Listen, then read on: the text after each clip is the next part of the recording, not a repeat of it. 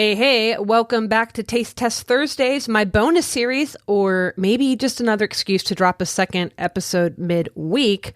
But do we have a lot to talk about? And it's current day drama. We've got anti-ICE riots, open declarations of war against America, and the revolution you're not supposed to notice. Before we dive into today's main topic, I have to share something with y'all that happened on Instagram.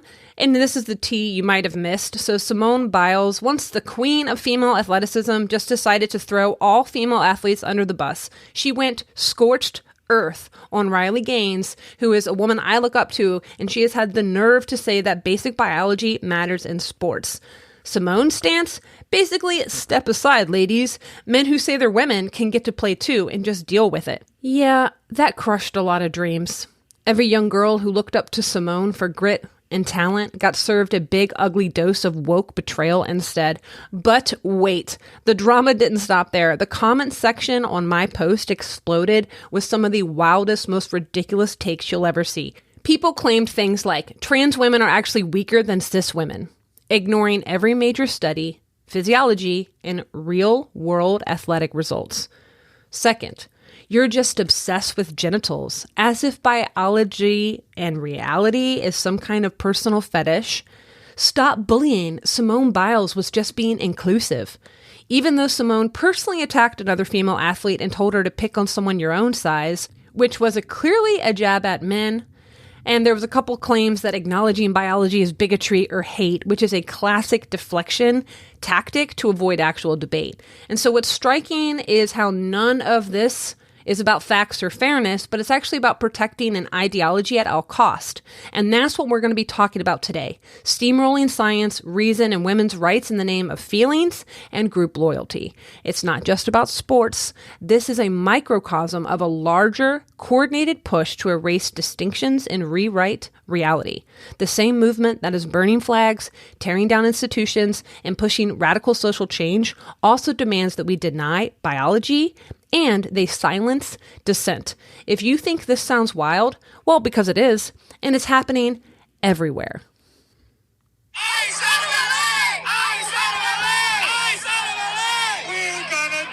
In cities like Los Angeles, Austin, and New York, something is boiling over, but you won't see it clearly if you rely on mainstream media. Violent riots outside of ICE offices, masked agitators throwing bricks and firebombs, American flags burned in the street while chanting, "No borders, no nations, no more deportations."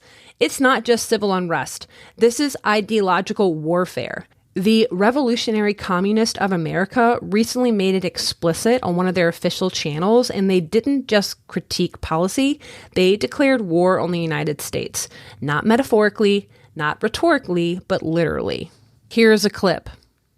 Or not, the only way a movement can be organized effectively is if it is led with class war methods. To smash ICE, we need a revolutionary communist party with roots in every city. Through nationally coordinated action, such a party could obliterate all barriers preventing the workers from winning political and economic power. The revolutionary communists of America are building such a force. We stand shoulder to shoulder with our class in the fight, not only against the racist and xenophobic administration, but against the entire rotten capitalist system it serves. For the radical left, capitalism isn't just an economic system, it is the system, the root of all oppression, the force that creates every hierarchy, every disparity, every injustice. When they say systemic racism, they don't mean individual prejudice or even discriminatory laws. They mean the entire capitalist structure that in their view was built to privilege some and exploit others.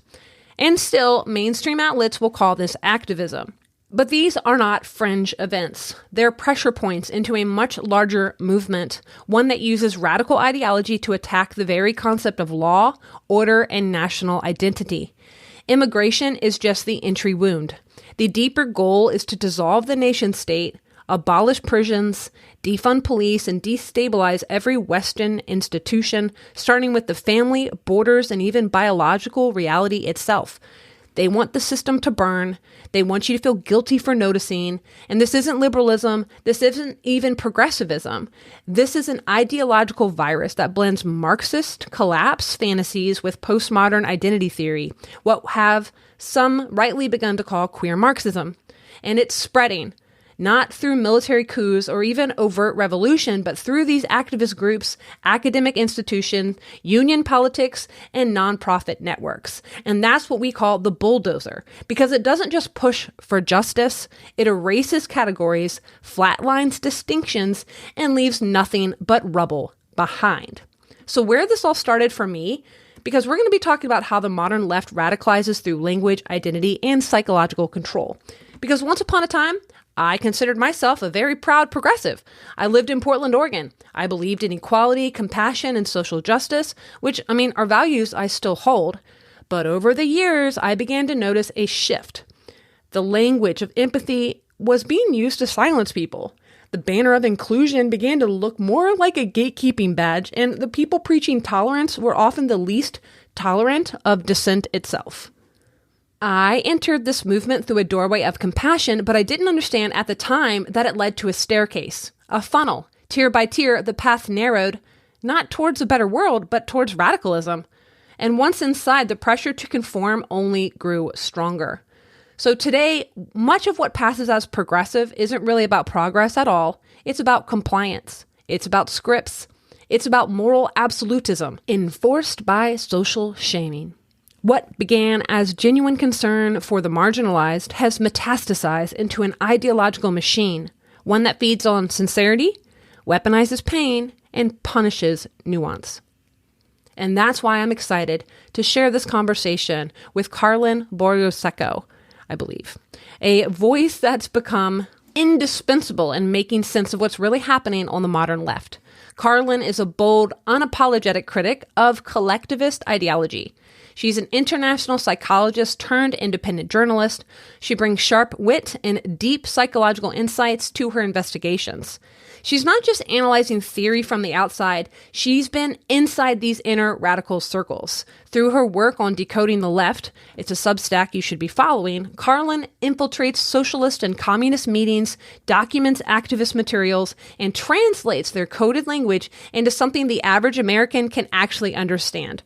Her work has helped many, including me, to see what's been hiding in plain sight. In our 30-minute interview, we discuss her recent article, Democrats Are Not the Same as Communists, Know the Difference, why May Day organizing reveals all about the left summer strategy that we're seeing unfolding right now, and how her infamous spy streams expose internal tactics and contradictions. And we discuss her book, A Brief History of Racism, and why history matters more now than ever. But before we jump into the conversation, I really want to lay the foundation. This post is both a companion and a continuation of what we've explored in the past by how well-meaning people get pulled into radical ideologies, how activism gets hijacked, and why naming this process matters. The bait, branding with virtue. So progressive branding thrives on moral urgency. It co-ops legitimate concerns, racism, sexism, homophobia, and repurposes them as litmus tests. Agree with our solutions or you're the problem. I began to question all of this during the rise of Black Lives Matter. When I asked reasonable questions about BLM's funding, its leadership, or its goals, I was told that even asking that was racist. It wasn't enough to be not racist, you had to become anti-racist in a very specific and approved way. And this isn't justice, that's dogma. So now let's talk about the switch from inclusion to compliance. So at the same time we saw in wellness and spiritual communities that I once trusted, I saw the language of healing being twisted into something more coercive, like decolonize your practice or center marginalized voices. They began as invitations, but morphed into rules. There was no room for pushback. Questioning the narrative meant you were part of the problem. Even trauma healing has become politicized. The very spaces meant for introspection and healing have now become echo chambers. Instead of curiosity, we got shame. Instead of conversation, we got scripts. The funnel, tier by tier towards radicalism. So podcast listeners, you got to check out the photo that I featured in the blog, because Karlyn made an image of mapping the modern left, and it helped make sense of something that I felt, but I couldn't articulate: this tiered escalation of ideology. Because not all leftists are created equal. And she's broken it down, and we're going to talk about this more in the interview, with an image of like the LGBTQ flag or the pink triangle, which marks the growing presence of queer ideology. To briefly discuss it, we have Tier 1 Democrat, Tier 2 Liberal, Tier 3 Progressive, Tier 4 Democratic Socialist, and Tier 5 a Revolutionary Socialist. And so this is how we go from empathy to entropy, how ideological movements are erasing meaning and dissolve reality. Because the modern left doesn't just want change, it wants a revolution. It isn't about lifting up the marginalized. It's about obliterating the boundaries that hold society together: gender, family, biology, even objective truth. In this worldview, distinction itself is oppression. Gender is violence, borders are fascism, the family is a cage, biology is a lie, truth is power, and power must be redistributed. Language becomes fluid, categories are dissolving, womanhood becomes a costume, masculinity becomes a pathology, childhood becomes political property. Liberation now means detaching people from anything stable or inherited, be it tradition, biology, or even their own identity. All of this is done under the banner of inclusion. This ideological bulldozer doesn't advertise itself as destruction. It wears a rainbow sticker and smiles. But that rainbow is no longer a symbol of tolerance. It has become the uniform of new moral order, one that does not believe in reforming society, but in erasing and rebuilding it from its own ideological rubble. And to understand how this happens, you need to understand the spectrum of the modern left and how it collapses into itself under the weight of its own ideology, because not all leftists are created equal. But they are treated that way by the media, by educators, by corporations, and even by confused voters. From Tier 1 corporate Democrats to Tier 5 open revolutionary socialists, there's clear progression. The slogans get more radical, the policies become less about reform and more about control, the language of empathy becomes the weapon of erasure. And by the time you hit Tier 5, equity no longer means fairness, it means forced sameness. Liberation no longer means freedom, it means obedience to the ideology. Compassion no longer means understanding, it means submission to the narrative. And this is why it matters to draw clear distinctions between liberals, progressives, socialists, and revolutionaries. Because the bulldozer's first move is to blur all those lines until every rainbow flag, every DEI committee, and every social justice curriculum becomes a Trojan horse. The Trojan horse is Democratic Socialists and the slow march through the institutions. So Democratic Socialists don't just throw bricks. They shake hands, campaign politely, and quote Bernie Sanders. They reject the optics of violent revolution, but their endgame is the same: the death of capitalism and the toppling of oppressive systems and remaking of society through collective control. Instead of storming the gates, they infiltrate. School boards, city councils, union leadership, they operate like ideological missionaries, cloaked in the language of reform. They speak of economic justice, solidarity, and participatory democracy. But behind the rebranded slogans is the same old Marxist blueprint: dismantle private property, weaken law enforcement, and centralize economic power under collectivist principles. Strategy?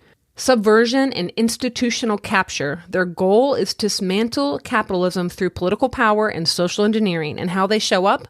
Labor organizing, tenant unions, co-op movements, and policy think tanks. So an example, DSA-backed city council member campaigns on tenant rights and rent control that's happening in New York right now, or Austin for sure.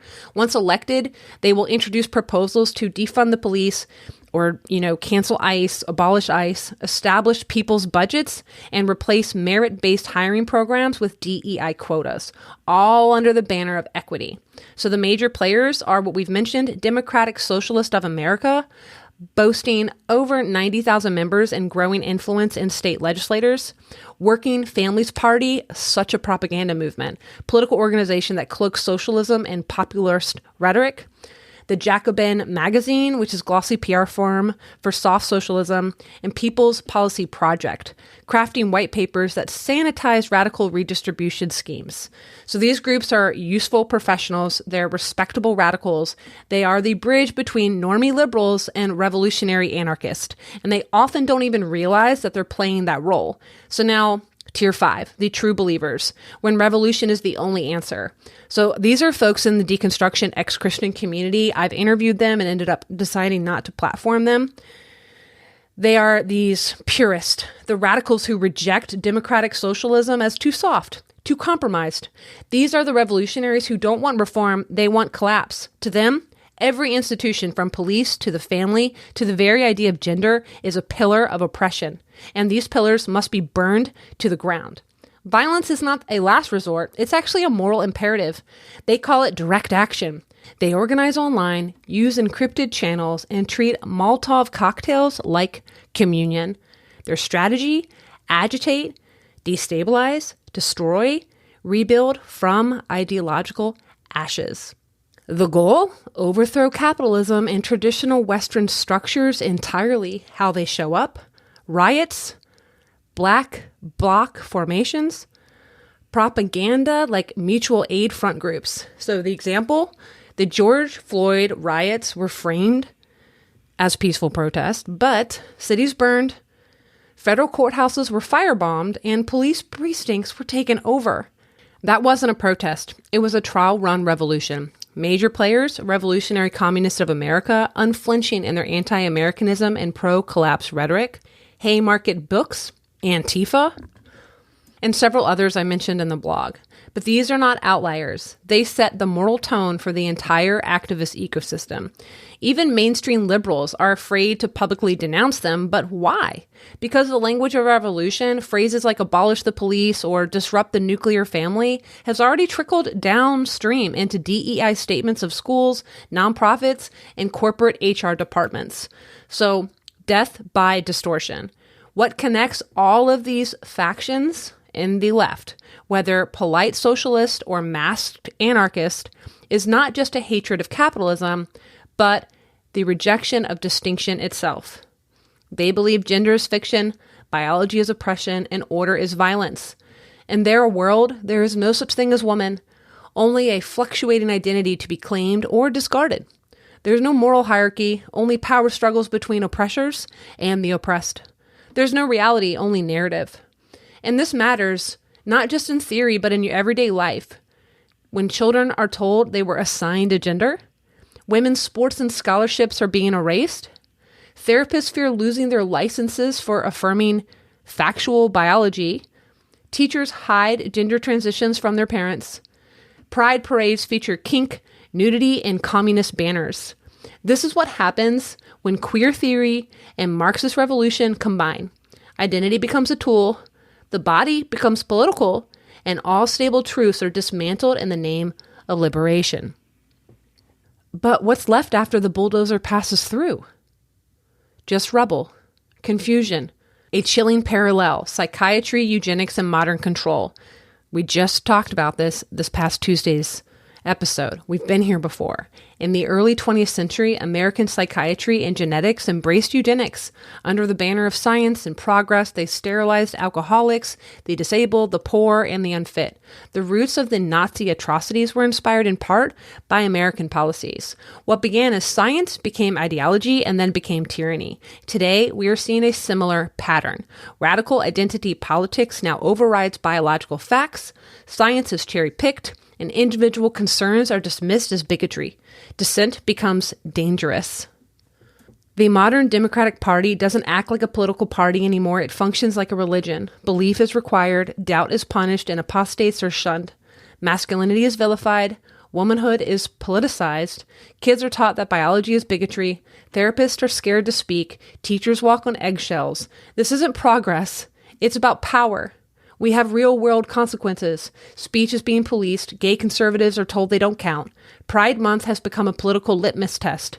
Women's sports are being erased. I mean, even Pride itself has been hijacked from a movement for freedom into a vehicle for ideological conformity. As journalist Brad Palumbo put it, it's not enough to be gay anymore. You also must be a leftist. and why I speak out. Some people assume that I've become a conservative, and maybe I have, at least compared to where I started. But to me, it's not about labels, it's about clarity, and it's about being honest. I still care about compassion, justice, and fairness, but I care about truth too, and truth doesn't require threats. I speak out because I've seen what ideological manipulation does to good people. I've seen friends shrink themselves, walk on eggshells, be terrified to be seen as bigots. I was there once, but not anymore. So now my conversation with Karlyn. I think this conversation is an eye-opener, especially if you're just beginning to question what's really going on behind all this messaging. So let's get into it. Okay, guys, I'm sitting here with Karlyn Borysenko, and gosh, this lady is bold and unapologetic and inspires me to continue to be courageous in speaking out about what I see, which is wrong with the radical left. So can you just kick it off for those of my listeners who might not know who you are? Can you give us a snapshot? What's your background? What led you to become such an outspoken critic of the radical left? You don't wake up one day and say, I want to analyze socialism on the internet for a living. It was definitely a little bit of a road to get here. A brief part of my backstory is, I grew up in Vermont. I was a Democrat for basically my entire life. I never questioned being on the left. I voted for Bernie Sanders in every election I could vote for him in until I moved to New Hampshire. And so I was very much committed on the left. Donald Trump got elected president. That kind of messed me up in 2016. I was like a lot of my lefty friends where I was like, oh my God, the world is ending and all this stuff. But it turned out it wasn't really that bad. And I actually did pretty well under the first Trump administration. So I was like, I actually don't really care about this now. I'm good. And then around 2019, what happened is social justice started to take over my knitting community because I am a knitter, and it ruined everything. They were running around canceling people and stuff like that. And so I started to look around and question what is actually going on, because my side was supposed to be the side that cared about free speech, and I don't think that they do anymore. And so I started challenging myself to listen to people I thought I would disagree with. This led me to going to a Trump rally in New Hampshire before the New Hampshire primary in 2020. That led to me going accidentally viral on the internet, in which I became the conservative darling for a year of my life, lifted up as the Democrat who went to the Trump rally and left the left. And I was on all this conservative media and stuff. And in the course of doing that, I realized the conservatives are full of it too, and they're really not that much better than the left. I'm sorry to burst anyone's bubble on that, but both sides suck really badly.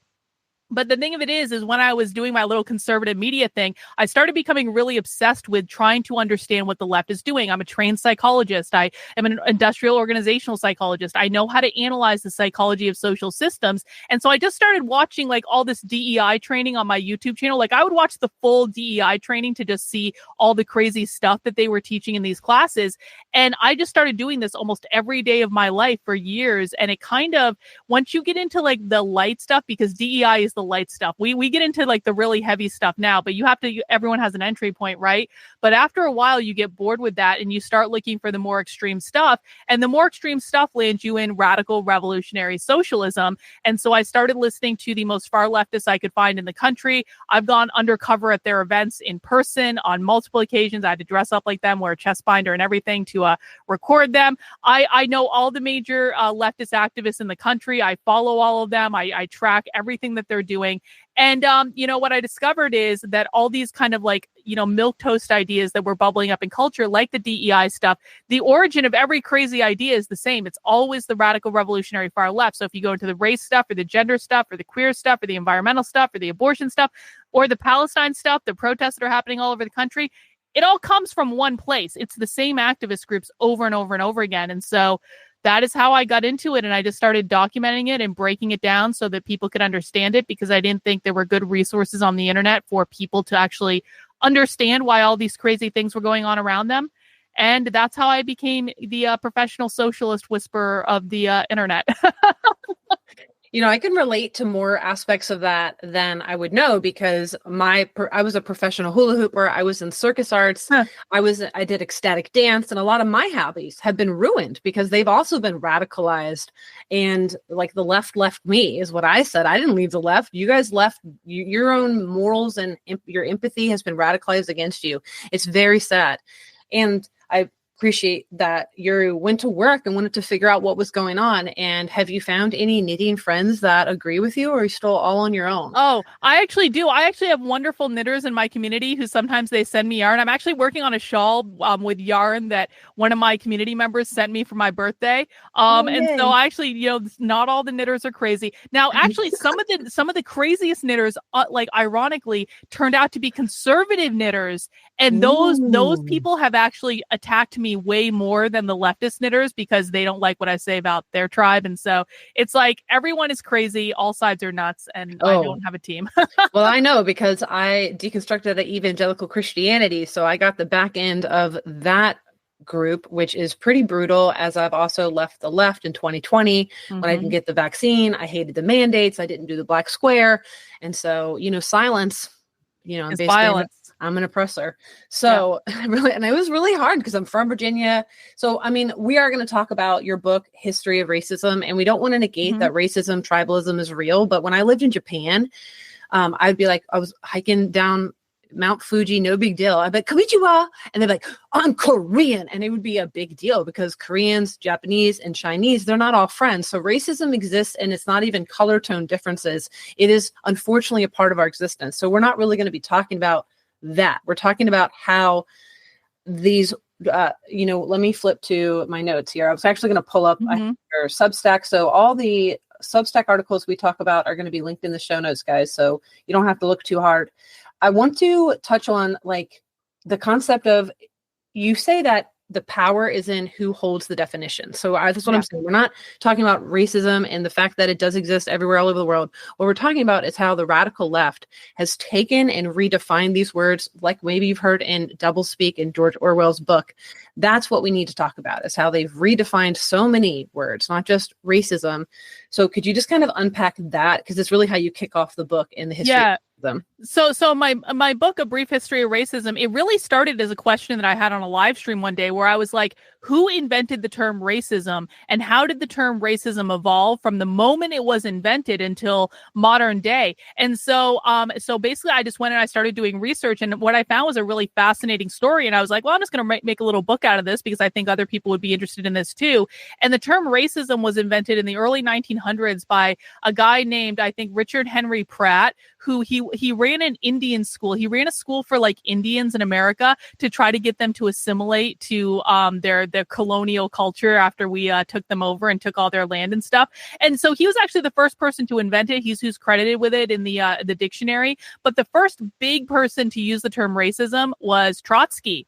And the reason Trotsky used it was essentially to cause political divisions and to make people feel like they had to become communists and all that sort of stuff. And then you get into Magnus Hirschfeld, who of course was kind of one of the originators of gender ideology and queer theory in Germany. And if you see the book burnings, and I'm not a Nazi apologist by any way, shape, or form, but when you see the book burnings that happened in Nazi Germany, they were books that were the Institute for the Sex Research that was run by Hirschfeld, which was basically queer theory and trans ideology and all this crazy stuff that we're now dealing with in America. And so, while I don't condone Nazism in any way, I, sometimes have, a little affinity for burning all the queer books in America, because I really do believe that this is an ideology that's fundamentally corrupting our nation. Anyway, so I basically tracked the history of the term racism, and what I found is this is a term that has always been used to represent an oppressor versus oppressed narrative. It's not really about skin color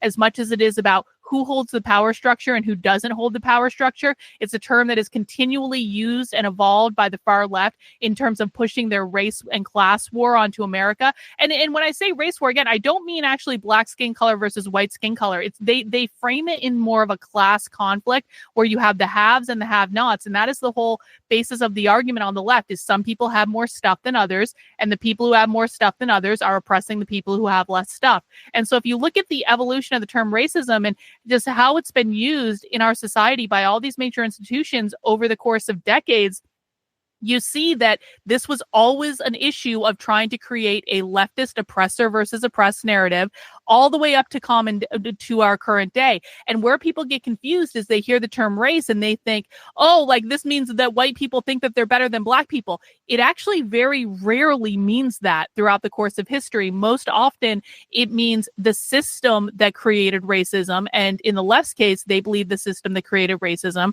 is capitalism.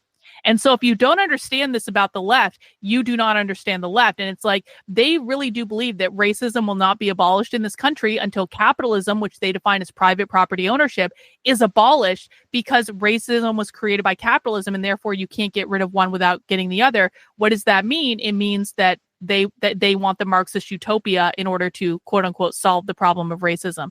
So that was a lot, but I really just want people to get the sense that words are everything we have. And when it comes to the left, they speak a completely different language than us. And oftentimes people think because it sounds like it's all English that we're speaking the same language, but we are not. We can use the same word as the left does, but have a completely different definition for it.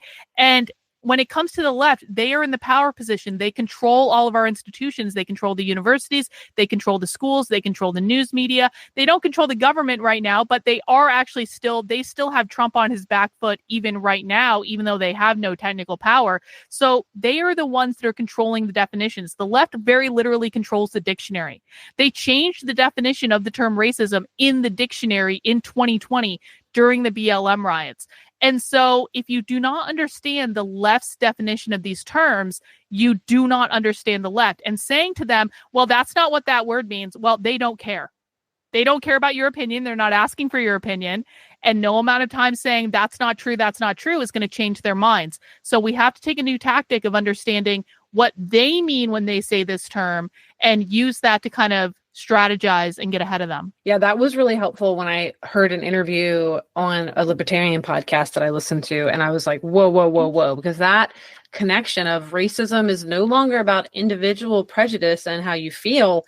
It's actually systemic, and it's caused by being a capitalist. So that's how they can call Trump a racist, is because he's a capitalist. And I was like, oh, well, that I definitely can agree with, because he's a capitalist, and so am I. And so is my husband. Like, he's worked really hard for what he has. And so my husband is a federally recognized Native American. So he and his father was in one of those Catholic schools. So he knows a lot about the importance of assimilating.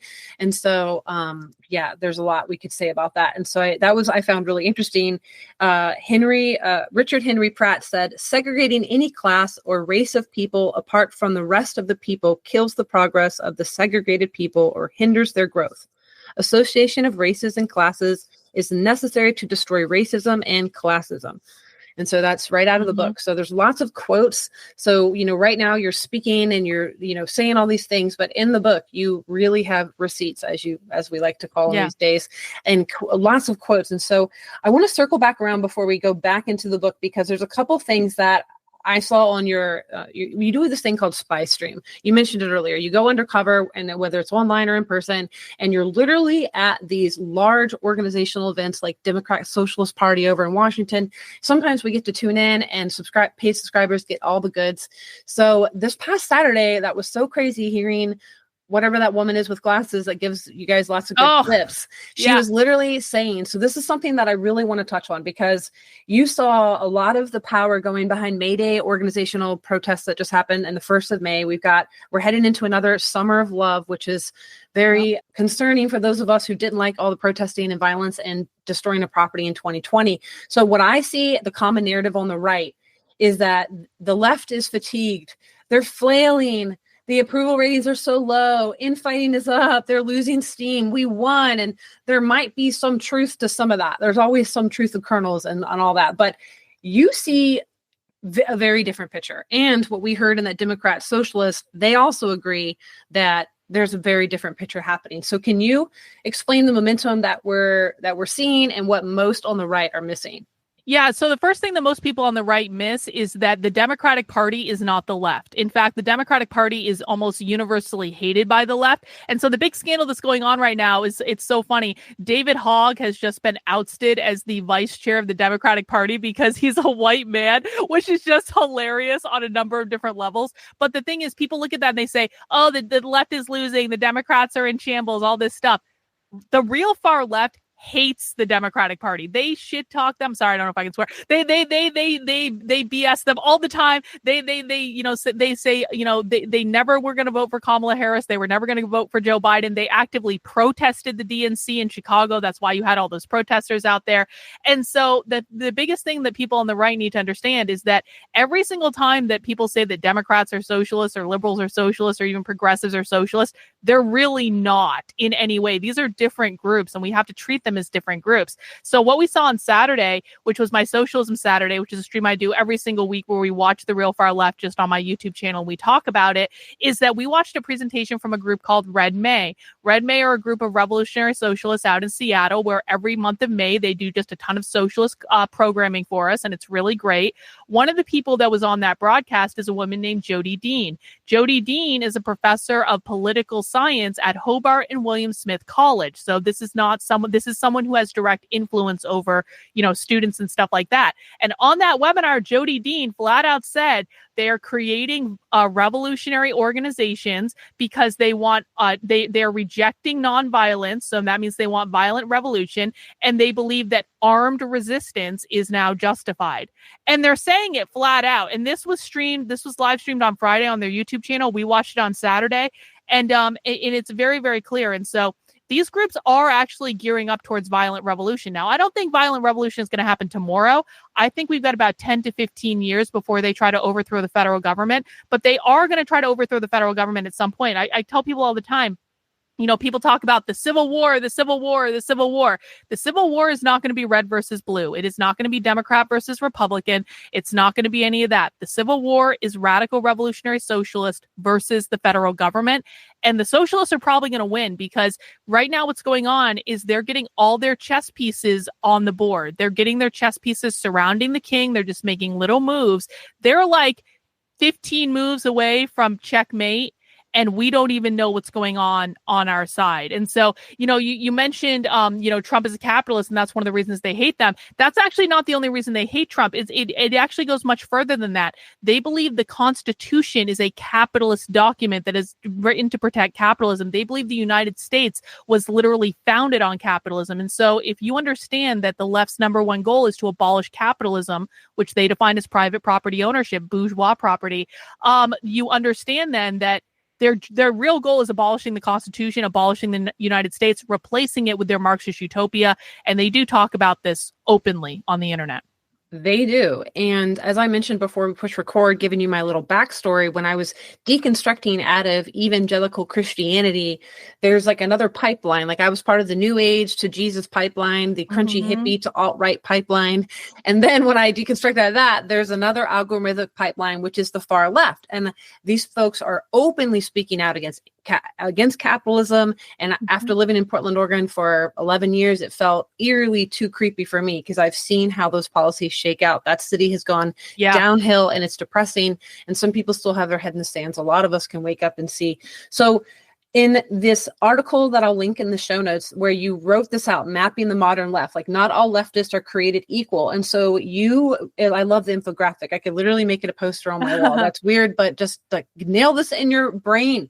So you broke it into 5 tiers, and you use some icons, little emojis that don't we all love. Like you showed how LGBTQ politics are being used in these tiers as a corporate loyalty signal. You talk a lot about that in the book. I've read Woke Inc. by Vivek Ramaswamy, if I say his last name, and he spoke a lot about that and how the CCP is really benefiting off of this, which really got to my core, which feels very similar in kind of what you're calling out, is like the war they're playing is a very long-term strategy. And like that's the one benefit to us where we have time to wake up and communicate, which is why we're here today.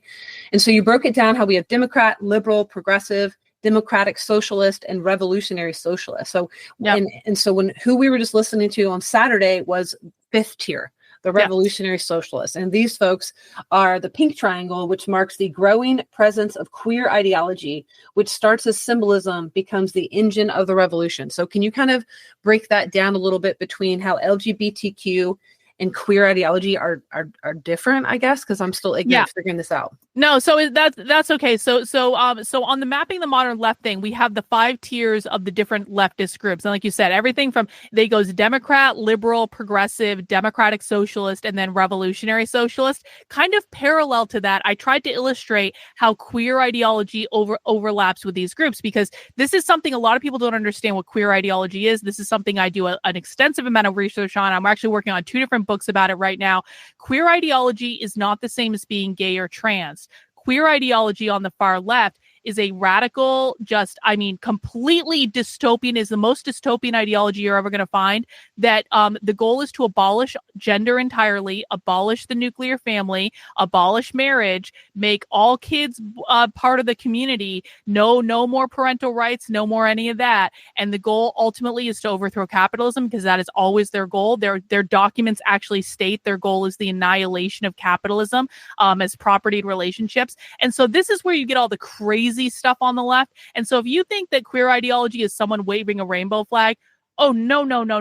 It goes so much more in depth than that. I have seen some of the craziest things that you've ever seen these people talk about. These people are self-administering hormones to each other. They're doing classes about it. I mean, we're talking like college professors are teaching this to college students in their classes. These are the ones that have the crazy haircuts. There's a very specific type of tattooing style they often have all over their body. They're actively trying to queer what is societally acceptable for beauty standards and things like that. So people think, oh, these people look crazy, they look odd. Yes, that is a purposeful political choice. Oftentimes these people will say that they're trans, but they don't mean trans as in transition from man to woman or woman to man.